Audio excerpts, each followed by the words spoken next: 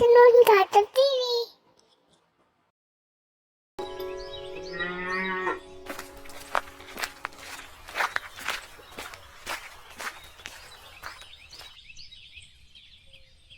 बेटा माधव, मेरी नौकरी चली गई है।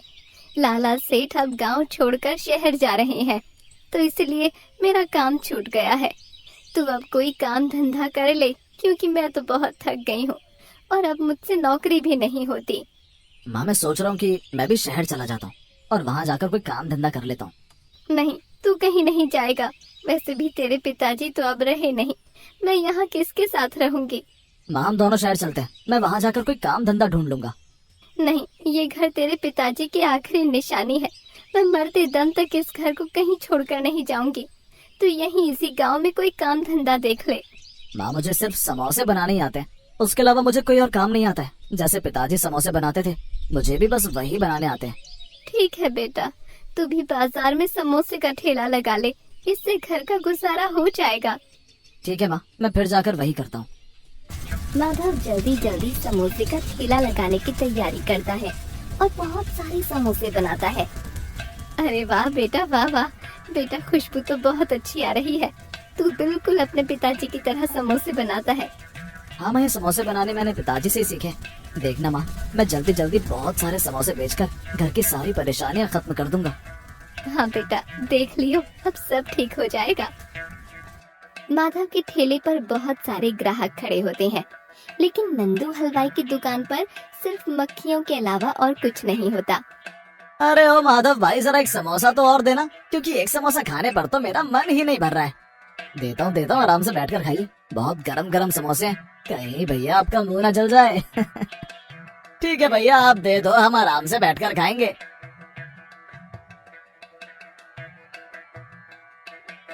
ऐसे ही एक एक करके माधव के ठेले से सारे समोसे बिक जाते हैं और सभी ग्राहक आराम से बैठकर और स्वाद से समोसे खाते हैं। ये समोसे जो नहीं खाएगा वो बहुत पछताएगा। क्यों, सही कहा ना मैंने कुमती चाची। हाँ हाँ बेटा, तू सही कह रहा है। मैंने पहले भी इसकी बगल वाली दुकान से समोसे खाए हैं, लेकिन इस पूरे गांव में ऐसी कोई दुकान या ठेला नहीं है जिस पर इतने अच्छे समोसे मिलते हैं। ये समोसे बहुत लाजवाब हैं। हाँ चाची, यहाँ के समोसे जो कोई भी खाएगा वो बार बार मांगेगा। माधव जल्दी से सारे के सारे समोसे बेचकर अपने घर चला जाता है।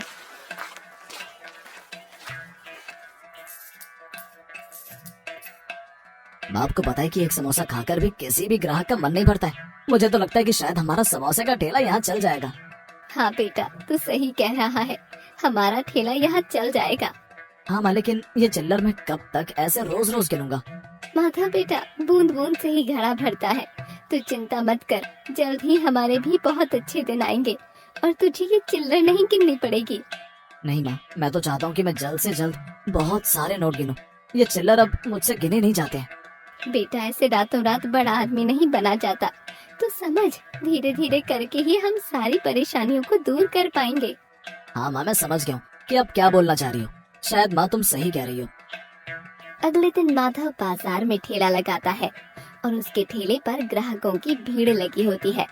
ये देखकर नंदू हलवाई अपने कारीगर छोटे लाल से कहता है, देख रहे हो छोटे लाल, सभी ग्राहक कैसे दौड़ दौड़ कर उस नए समोसे वाले के पास जा रहे हैं और मेरे पास कोई भी नहीं आ रहा है। लेकिन ये भूल गए हैं कि जो पुराना होता है वही अच्छा होता है। बाकी तो बेकार सामान मिलाकर समोसे बेच रहे हैं। ये सब बातें नंदू माधव को सुना रहा होता है। लेकिन मालिक, यहाँ तो सभी लोग उस ठेले वाले के समोसे की तारीफ कर रहे हैं। हाँ अभी तो सही है, लेकिन कल को जब सबका पेट खराब होगा ना, तब सबको पता लगेगा कि किसके समोसे बेकार हैं और किसके समोसे अच्छे हैं। नंदू ये सब बातें माधव को सुना रहा होता है। ये सब सुनकर माधव गुस्से में अपने मन ही मन में बोलता है, ये बस मेरे काम को बंद करने के लिए झूठी अफवाह फैला रहा है। ऐसा करने से मेरे समोसे बेचने का धंधा बंद नहीं हो सकता है। मुझे पता है कि जो भी सच्चाई के रास्ते पर चलता है उसके साथ कभी कुछ गलत नहीं हो सकता है। जो बुरा करता है, भगवान उन्हें वक्त आने पर सही जवाब दे देता है। सरपंच नंदू की दुकान के आगे आकर रुक जाता है।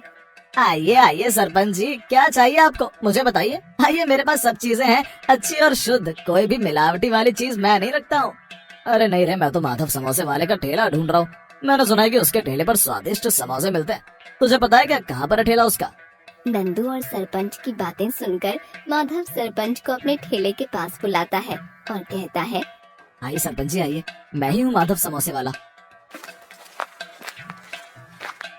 क्या तुम ही समोसे वाले माधव हो जिसके समोसे पूरे गांव में मशहूर हैं? जी सरपंच जी, आप बिल्कुल सही जगह पर आए हैं। आइए बैठिए, थोड़ा ठंडा पानी पीजिए और समोसे खाइए। हाँ ठीक है, मैं बैठ जाता हूँ। मैंने तुम्हारे समोसे की बहुत तारीफ सुनी है, इसलिए मैं यहाँ पर तुम्हें बहुत बड़ा ऑर्डर देने आया हूँ।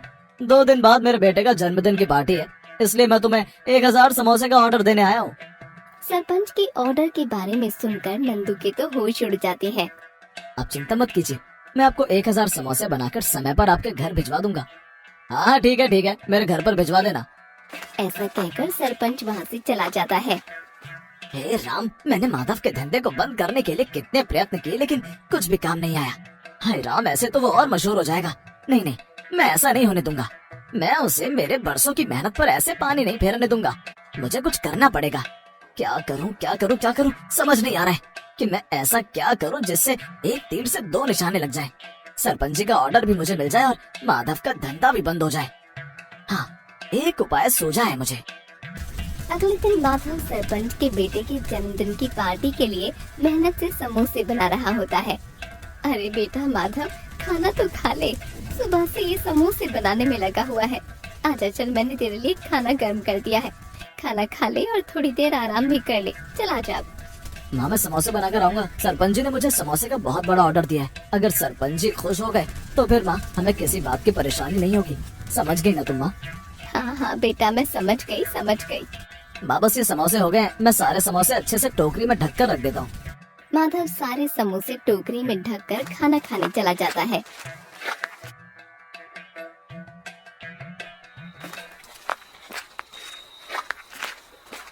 हाँ, यहाँ बना रखे हैं इसने समोसे। अब इन समोसे को ठिकाने लगाता हूँ। नंदू अपनी पॉकेट में से एक शीशी निकालता है और सारे समोसों पर छिड़क देता है।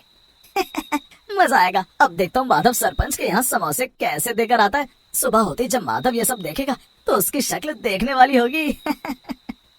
नंदू के समोसों पर दवाई छिड़कने से सारे समोसे सड़ जाते हैं और उनमें से बदबू आने लगती है। अगले दिन माँ, ओ माँ, मैं सरपंच जी के यहाँ समोसे देने जा रहा हूँ। माधव जैसे ही समोसे उठाने के लिए बाहर आता है, समोसों में से आ रही बदबू को देखकर वो एकदम हक्का बक्का रह जाता है। अरे माँ, ओ माँ, देखो देखो ये समोसे को क्या हो गया है?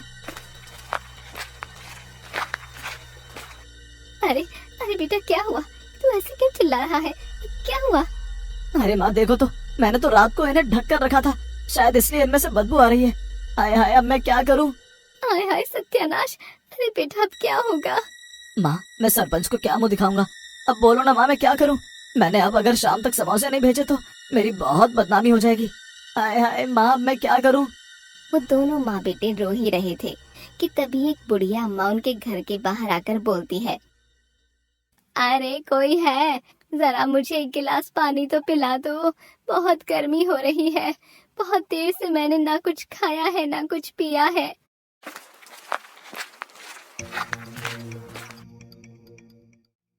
हाँ आइए बूढ़ी अम्मा, आइए बैठिए, मैं अभी पानी लेकर आता हूँ। पानी पिलाने में कौन सी बड़ी बात है, आइए मेरे साथ, मैं आपको पानी देता हूँ। माधव बूढ़ी अम्मा को अपने घर में ले जाता है।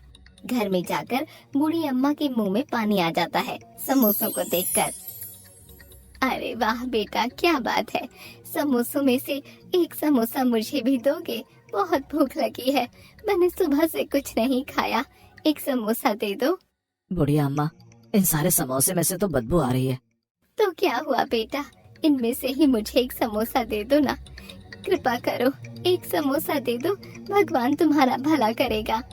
माधव समोसे की टोकरी में से एक सही सा समोसा निकालकर बुढ़िया अम्मा को खिला देता है और पानी देता है। बूढ़ी अम्मा वो समोसा बहुत मजे से खाती है। अरे वाह बेटा, ये समोसे तो खाने में बहुत अच्छे हैं, बहुत स्वादिष्ट समोसे बनाए हैं। मेरा तो एक समोसे खाकर मन ही नहीं भरा।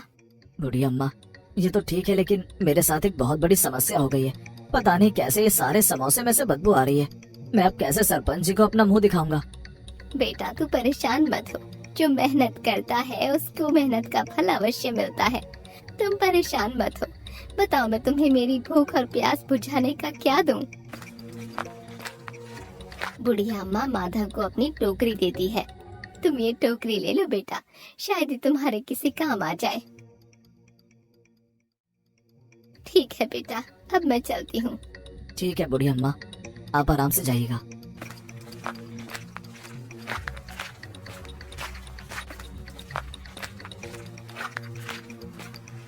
अब इस टोकरी को मैं कहाँ रखूंगा?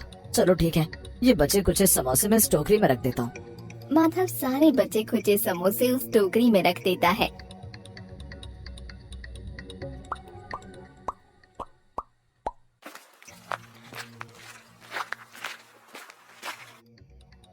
अरे बेटा, तू ये क्या कर रहा है? ला दे, मैं ये सारे समोसे बाहर फेंक आती हूँ। इन सबको तो माँ तुम बाहर गिर दोगी।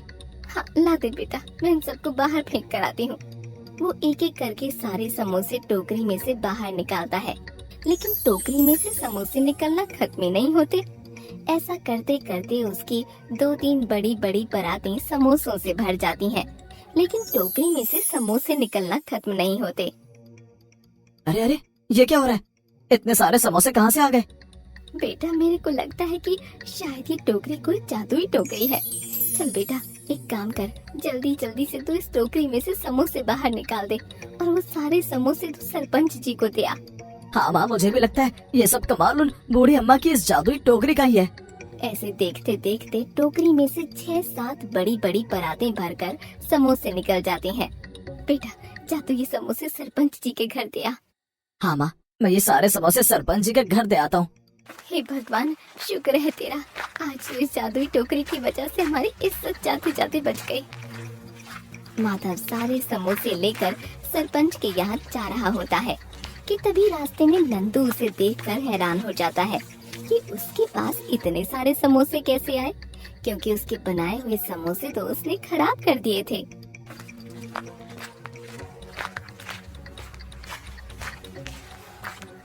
ये लीजिए सरपंच जी, आपके ऑर्डर किए हुए सारे समोसे। क्या बात है माधव, तुमने तो सारे समोसे समय पर बनाकर दे दिए। ये लो तुम्हारी मेहनत का फल। माधव वो सारे समोसे सरपंच को दे देता है और सरपंच उसे पैसों से भरी पोटली देता है। धन्यवाद सरपंच जी। चलो अब तो सारी परेशानियां ही खत्म हो गई। सरपंच जी ने खुश होकर मुझे इतना बड़ा तोहफा दे दिया है। चलो ये जाकर मैं माँ को दिखाता हूँ, माँ बहुत खुश हो जाएगी।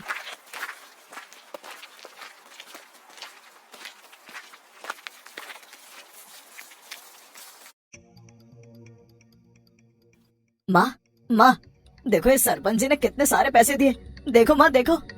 हाँ बेटा, ये तो बहुत सारे पैसे दिए हैं सरपंच जी ने। देखा बेटा, मैंने कहा था ना कि मेहनत करने वालों की भगवान जरूर सुनता है। माँ, अब हमारे पास जब ये जादुई टोकरी है तो अब हमें किसी चीज की परेशानी नहीं होगी। अब हमें जब भी समोसे चाहिए होंगे तो मैं इस टोकरी में एक समोसा रख दूंगा और फिर हमें बहुत सारे समोसे मिल जाएंगे। ये सारी बातें नंदू सुन लेता है। अब मैं समझा कि माधव ने इतनी जल्दी इतने सारे समोसे कैसे बना दिए। रात होते मैं ये टोकरी उठाकर ले जाऊंगा।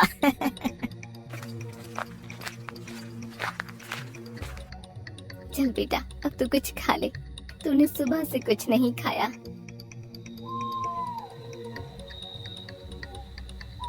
देर रात नंदू चुपके से माधव के घर टोकरी चुराने आता है।